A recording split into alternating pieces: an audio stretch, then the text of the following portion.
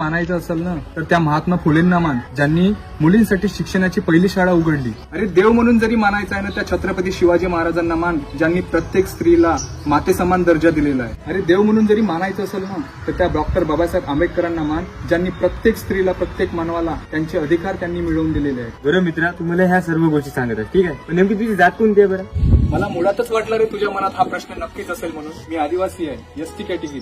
तू कोणत्या कॅटेगरीचा आहेस रे? अरे मी ओबीसी आहे. ओबीसी आहेस ना तू? तर मग तुला चांगलं झटायला पाहिजे यार. बाबासाहेब आंबेडकरांनी सतत 14 दिवस तुमच्या ओबीसीच्या आरक्षणासाठी आंदोलन केलेलं होतं. तुम्हाला जे 27% आरक्षण आहे ना ते फक्त बाबासाहेबांमुळे आहे. आणि तू एक मित्राला जय भीम म्हणायसाठी घाबरतोस, हे चुकीचं आहे रे. मित्रा, खरं इतिहास काय हे जाणून घेण्याची गरज तुम्हाला आहे, म्हणून चांगला अभ्यास करा आणि नंतर मला उत्तर दे तू.